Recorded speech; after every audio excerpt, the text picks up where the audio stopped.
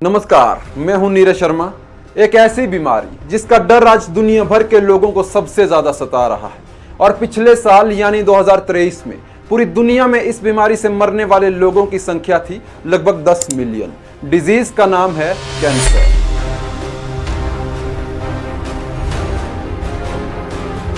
साल 2003 में बनी फिल्म मुन्ना भाई MBBS में जिमी शेरगिल का एक जाना माना डायलॉग था जिसमें वो कहते हैं, एक बात बताइए डॉक्टर, मैंने कभी शराब नहीं पी, सिगरेट नहीं पी, फिर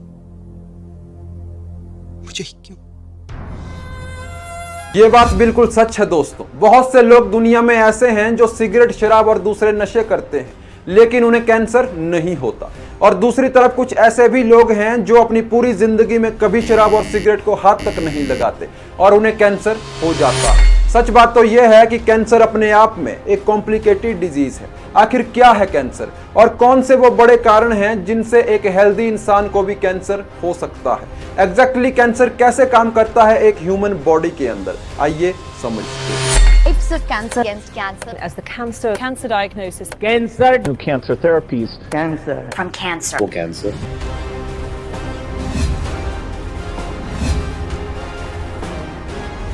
दोस्तों, हमारी पूरी बॉडी कुछ बेसिक और स्मॉल यूनिट से मिलकर बनती है जिन्हें सेल्स कहा जाता है। यानी बॉडी की मोस्ट फंडामेंटल यूनिट एक सेल ही है। इन सेल्स की अपनी एक लाइफ होती है और बॉडी की कंटिन्यूअस ग्रोथ एंड डेवलपमेंट के लिए इन सेल्स को डिवाइड होकर अपनी कॉपीज बनानी होती हैं। सेल डिवीजन की इस प्रोसेस को कहा जाता है माइटोसिस।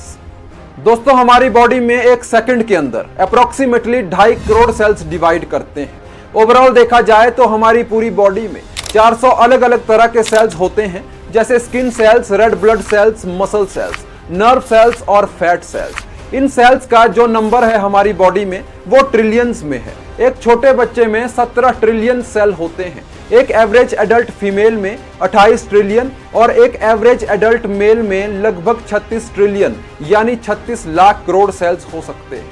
हर दिन हमारी बॉडी में करोड़ों सेल्स मरती हैं और करोड़ों नई सेल्स बनती हैं। दोस्तों, हमारी बॉडी में टोटल नंबर ऑफ सेल्स का 1% हर रोज रिप्लेस होता है, यानी अप्रोक्सीमेटली 330 बिलियन सेल्स। अब यहाँ एक बात समझनी आवश्यक है कि ये सेल्स हमारी बॉडी में बनती कैसे हैं। हमारी बॉडी में सेल्स की फॉर्मेशन होती है कुछ प्रिकर्सर सेल्स के द्वारा, जिन्हें स्टेम सेल्स कहा जाता है। कैंसर को समझने के लिए स्टेम सेल्स को समझना बहुत जरूरी है। प्रेगनेंसी की शुरुआती अवस्था में फर्टिलाइज्ड एग या जाइगोट की डेवलपमेंट से ब्लास्टोसिस्ट बनता है, जो कि एक अर्ली स्टेज है एम्ब्रियो की। इस ब्लास्टोसिस्ट में कुछ स्टेम सेल्स की फॉर्मेशन होती है, उन्हें एम्ब्रियोनिक स्टेम सेल्स कहा जाता है। दोस्तों, ये ऐसे सेल्स होते हैं जो एम्ब्रियोनिक स्टेज में किसी भी सेल का रूप ले सकते हैं, लेकिन एक एडल्ट ह्यूमन में ये स्टेम सेल्स जिस टिश्यू या ऑर्गन में होते हैं उसी के हिसाब से वो डिफरेंशिएट कर पाते हैं। यानी एम्ब्रियोनिक स्टेज में जिस भी स्टेम सेल ने जो भी टिश्यू या ऑर्गन को बनाया था, एक एडल्ट ह्यूमन बीइंग में वो उसी टिश्यू या ऑर्गन में काम कर पाते हैं। यानी हमारी स्किन में जो स्टेम सेल्स हैं वो सिर्फ स्किन सेल्स में ही कन्वर्ट हो पाते हैं। ब्लड में जो स्टेम सेल्स हैं वो डिफरेंट टाइप्स की ब्लड सेल्स को ही बना पाते हैं। यानी स्टेम सेल्स हमारी बॉडी के अंदर ऐसे स्पेशल टाइप के सेल्स हैं जिनके पास पोटेंशियल है अलग अलग तरह की सेल्स को बनाने का। यानी ये खुद को अलग अलग प्रकार की सेल्स में कन्वर्ट कर सकते हैं। यानी स्टेम सेल्स ही वो प्रिकर्सर सेल्स हैं जिनसे स्किन सेल्स बनते हैं, ब्लड सेल्स बनते हैं, fat cells, nerve cells, heart muscle cells, और ऐसे ही लगभग 400 तरह के डिफरेंट सेल्स बनते हैं स्टेम सेल्स की रेप्लिकेशन से। यानी अलग अलग टिश्यूज या ऑर्गन में जो सेल्स का रीजनरेशन होता है उस टिश्यू या ऑर्गन की स्टेम सेल्स के द्वारा ही किया जाता है। दोस्तों, जब ये सेल्स डिवाइड करती हैं तो उन्हें कुछ नियम या रूल्स को फॉलो करना होता है। हर सेल की अपनी एक साइकिल होती है। नॉर्मल कंडीशन में सेल ग्रो करेगी, डिवाइड होकर अपनी कॉपीज बनाएगी और रेस्टिंग फेज में चली जाएगी। लेकिन कुछ फैक्टर्स या म्यूटेशन की वजह से किसी के भी शरीर में ऐसी सिचुएशंस आ सकती हैं जब ये सेल्स ग्रोथ, डिवीजन और रेस्टिंग रूल्स को फॉलो करना बंद कर दें और अनकंट्रोलेबल तरीके से ग्रोथ करना शुरू कर दें और अपने साथ वाली सेल्स को भी इफेक्ट करना शुरू कर दें। सेल्स की इसी अनकंट्रोलेबल ग्रोथ को कैंसर कहा जाता है। यानी अब तक हम एक बात तो समझ चुके हैं कि कैंसर किसी भी इंसान को किसी भी एज में हो सकता है। यानी एक बच्चा जो अभी मदर यूट्रस में फिटल स्टेज में है उसे भी कैंसर हो सकता है। दोस्तों वैसे तो कैंसर के बहुत से सिम्टम्स देखने को मिलते हैं, लेकिन एक ऐसा सिम्टम है जो इंसान के दिमाग में बड़ा डाउट क्रिएट करता है कि कहीं उसे कैंसर तो नहीं है। ट्यूमर्स। ट्यूमर साइज में छोटा या बड़ा हो सकता है, लेकिन बॉडी में डिटेक्ट होने वाला हर ट्यूमर कैंसरस ट्यूमर नहीं होता। दोस्तों यहाँ ट्यूमर्स को गहराई से समझने की आवश्यकता है। ट्यूमर्स दो तरह के होते हैं, बेनाइन ट्यूमर्स और malignant tumours. Benign tumours generally harmless होते हैं और शरीर के दूसरे पार्ट्स में स्प्रेड नहीं करते, यानी बेनाइन ट्यूमर्स नॉन कैंसरस होते हैं और ऐसे ट्यूमर्स को सर्जरी से इजीली रिमूव किया जा सकता है। वहीं दूसरी तरफ मैलिग्नेंट ट्यूमर्स हार्मफुल होते हैं और तेजी से बॉडी के दूसरे ऑर्गन्स में स्प्रेड हो सकते हैं, यानी मैलिग्नेंट ट्यूमर्स कैंसरस होते हैं। दोस्तों यहाँ एक बात समझनी आवश्यक है, अगर मैलिग्नेंट ट्यूमर बॉडी के किसी एक ऑर्गन में स्प्रेड हो रहा है, उदाहरण के तौर पर लिवर को ले लेते हैं, जब हिपैटोसाइट्स या लिवर सेल्स में मैलिग्नेंट ट्यूमर स्प्रेड होने लगता है तो इसे लोकल स्प्रेड कहा जाता है। लेकिन लोकल स्प्रेड की यह कंडीशन सीवियर तब बन जाती है जब यह ट्यूमर्स लिम्फ नोड के थ्रू लिवर से दूसरे ऑर्गन या एक ऑर्गन से दूसरे ऑर्गन्स में फैलना शुरू कर देते हैं और उस कंडीशन को मेटास्टेसिस कहा जाता है। मेटास्टेसिस बहुत इंपॉर्टेंट रोल प्ले करता है किसी पेशेंट को यह बताने में कि उसमें जो कैंसर डिटेक्ट हुआ है वो किस लेवल का, किस स्टेज का या कितना खतरनाक कैंसर है। दोस्तों कैंसर को डिटेक्ट करने वाले इस पूरे सिस्टम को कहा जाता है TNM स्टेजिंग सिस्टम। यहाँ T का मतलब ट्यूमर के साइज से है, N का मीनिंग है लिम्फ नोड में कैंसरस सेल की कितनी प्रेजेंस है और M का मतलब है बॉडी में मेटास्टेसिस किस लेवल का हो चुका है। TNM स्टेजिंग सिस्टम की हेल्प से ही डॉक्टर्स ये पता लगा सकते हैं कि किसी पेशेंट को किस स्टेज का कैंसर। दोस्तों वैसे कैंसर की बात करते हैं जो पूरी ह्यूमन बॉडी में पाए जाने वाले कैंसर टाइप्स की तुलना में सबसे अलग है, ल्यूकेमिया या ब्लड कैंसर। बाकी कैंसर की तरह ब्लड कैंसर में सॉलिड ट्यूमर्स नहीं बनते, बल्कि यह लिक्विड फॉर्म में ही पूरी बॉडी में स्प्रेड करता है। हमारे ब्लड में 3 तरह की सेल्स पाई जाती हैं, red blood cells, white blood cells और प्लेटलेट्स। और ये सभी सेल्स हमारी बॉडी में डिफरेंट फंक्शंस करती हैं।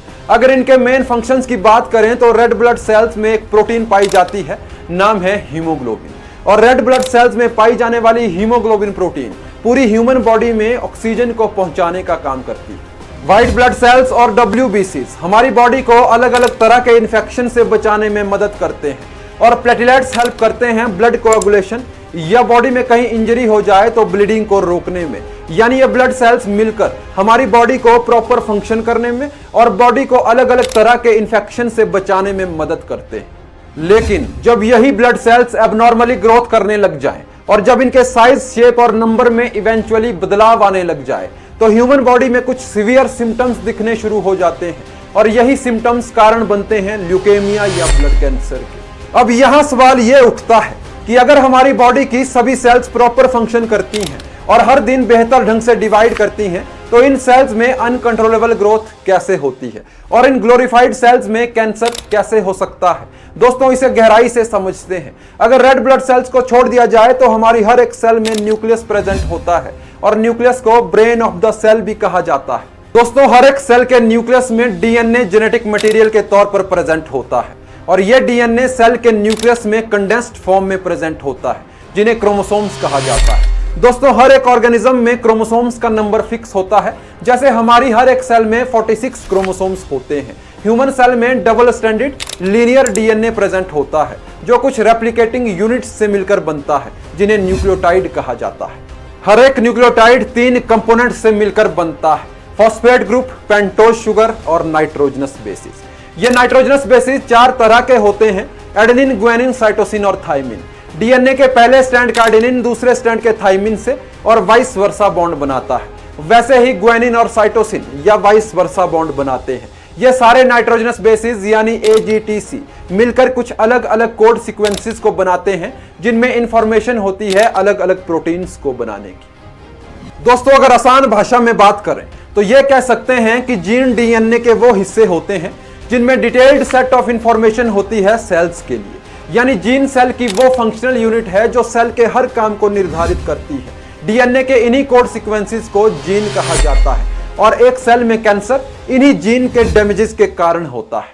दोस्तों अगर किसी कारण सेल की जीन में कोई बदलाव या कोई एरर आ जाता है तो उसे म्यूटेशन कहा जाता है और इस म्यूटेशन की वजह से सेल ग्रोथ डिस्टर्ब हो सकती है। ऐसी स्थिति के लिए हमारी बॉडी के अंदर कुछ मैकेनिज्म होते हैं जो जीन डैमेजेस के खिलाफ काम करते हैं, जिनमें पहला है P53 ट्यूमर सप्रेसर जीन। ये वाली जीन प्रोटीन प्रोड्यूस करती है जो डैमेज जीन को रिपेयर करने का काम करती है। इसी तरह कुछ जीन्स होती हैं जो फिल्टर की तरह काम करती हैं। अगर कोई सेल डैमेज हो जाए तो जीन उस सेल को मारने की इंस्ट्रक्शन देती है। इस प्रोसेस को एपोप्टोसिस या प्रोग्राम्ड सेल डेथ कहा जाता है। दूसरी कुछ और जीन्स हैं जो डैमेज जीन को रिपेयर करने का काम करती हैं। इन सभी जीन्स के द्वारा डैमेज हुई जीन को रिपेयर किया जा सकता है और उन्हें बढ़ने से रोका जा सकता है। अब यहां प्रश्न ये उठता है कि तब क्या होगा अगर ये सभी जीन्स जो सेल को प्रोटेक्शन या सिक्योरिटी प्रदान करती हैं, ये अपने आप में ही डैमेज होना शुरू हो जाएं, तो फिर कौन इनका काम संभालेगा? अनफॉर्चुनेटली कोई नहीं। और सेल्स की ऐसी ही स्थिति को कैंसर कहा जाता है। दोस्तों, अब बात करते हैं कैंसर के डायग्नोसिस की। कैंसर का सही समय पर डायग्नोस या डिटेक्ट होना सबसे इंपॉर्टेंट फैक्टर है कि जब पेशेंट में कैंसर डायग्नोस हुआ तो वो कौन सी स्टेज का कैंसर था। अगर अर्ली स्टेज में कैंसर डायग्नोस होता है, जैसे स्टेज 1 या 2, तो यह कुछ हद तक पॉसिबल है कि कैंसरस ट्यूमर्स सर्जरी से रिमूव किया जा सकता है। लेकिन अगर लेटर स्टेज में कैंसर डायग्नोस होता है, यानी 3rd और 4th स्टेज, तो पेशेंट की एक आखिरी उम्मीद बचती है, chemotherapy. Chemotherapy rapidly growing cells को मारती है और काफी हद तक कैंसर को ठीक करती है। दोस्तों, बात करते हैं जीन डैमेजेस के प्रमुख कारणों की। आखिर वो क्या रीजंस हैं कि सेल्स में इस तरीके के जीन डैमेजेस हो जाते हैं? इसमें मेनली 3 कारण बताए जाते हैं। पहला है इनहेरिटेड म्यूटेशन, यानी कोई इंसान उस म्यूटेटेड जीन के साथ ही पैदा हुआ हो जो जीन बाद में कैंसर का कारण बनी। ऐसा यूजुअली तब होता है जब किसी इन्फेंट ने म्यूटेटेड जीन को अपने पेरेंट्स से इनहेरिट किया हो, या कुछ केसेस में एम्ब्रियोनिक स्टेज में ही म्यूटेटेड जीन्स डेवलप हो जाती हैं। दुनिया में 5 से 10% cancer cases inherited mutated genes की वजह से होते हैं। दूसरा कारण है एज फैक्टर। कुछ केसेस में इंसान की बढ़ती उम्र के साथ साथ जीन्स डैमेज होना शुरू हो जाती हैं, जो ज्यादा उम्र के लोगों में कैंसर का बड़ा कारण बनती हैं। कैंसर के ये दोनों कारण ऐसे हैं जिसमें कैंसर पेशेंट्स ज्यादा कुछ नहीं कर सकते। जो जीन्स इनहेरिट होने थे वो एम्ब्रियोनिक स्टेज में ही इनहेरिट हो चुके हैं और किसी इंसान की बढ़ती उम्र को रोका नहीं जा सकता। लेकिन अब जो मैं तीसरा रीजन बताने वाला हूं, उसको लेकर हम बहुत कुछ कर सकते हैं, जिससे कैंसर जैसी खतरनाक बीमारी से बचा जा सकता है। तीसरा और सबसे बड़ा कारण है लाइफस्टाइल कॉजेस। करीब 42% कैंसर केसेस प्रिवेंटेबल हैं, जो खराब लाइफस्टाइल की वजह से हो सकते हैं। इनमें से 19% कैंसर केसेस हैं जो सिर्फ स्मोकिंग करने से होते हैं, और 5.6% कैंसर केसेस हैं जो शराब पीने की वजह से होते हैं। तो यह बात तो बहुत क्लियर है दोस्तों कि शराब और सिगरेट को नहीं पीना चाहिए, इससे कैंसर होने का खतरा बढ़ जाता है। दूसरा कारण है ओबेसिटी या ओवरवेट। 7.8% कैंसर केसेस ऐसे हैं जो मोटापे की वजह से होते हैं, और ओबेसिटी पुअर डाइट की वजह से आ सकती है। 1.9% कैंसर केसेस पुअर डाइट की वजह से होते हैं। अपने वजन को कंट्रोल करने के लिए और अपनी डाइट को बेहतर करने के लिए हम जंक फूड और कोल्ड ड्रिंक्स जिनमें एडेड शुगर होते हैं उन्हें अवॉइड करके फाइबर रिच फूड को खा सकते हैं। 4.7% cancer cases harmful ultraviolet radiations के कारण होते हैं। यूवी रेज जीन्स को डैमेज करती हैं, जिससे स्किन कैंसर का खतरा बढ़ जाता है। इससे बचने के लिए समर्स में सुबह 10 बजे से शाम 4 बजे तक धूप में नहीं बैठना चाहिए, क्योंकि उस समय यूवी इंडेक्स सबसे ज्यादा होता है। समर के मुकाबले विंटर्स में धूप में बैठना खतरे को कम करता है। और आखिरी कारण है फिजिकल इनएक्टिविटी। 2.9% कैंसर केसेस ऐसे हैं जो फिजिकल इनएक्टिविटी के कारण होते हैं। हर दिन फिजिकल एक्सरसाइजेस को करना बहुत जरूरी है। इसमें कार्डियो और स्ट्रेंथ ट्रेनिंग को शामिल किया जा सकता है। दोस्तों, कैंसर से होने वाली मौत बहुत दर्दनाक होती है, क्योंकि कैंसर पेशेंट आखिरी सांस तक ये महसूस कर सकता है कि कैसे उसका शरीर धीरे धीरे सड़कर मर रहा है। दोस्तों, स्मोकिंग, अल्कोहल, अनहेल्दी डाइट और फिजिकल इनएक्टिविटी को अपनी लाइफ से पूरी तरह हटाकर अगर हम एक बेहतर लाइफस्टाइल को अपनाते हैं तो कैंसर जैसी बीमारी को कंट्रोल किया जा सकता है और इस खतरनाक बीमारी से बचा जा सकता है। आज के लिए बस इतना ही। मिलते हैं नेक्स्ट वीडियो में। बहुत बहुत धन्यवाद।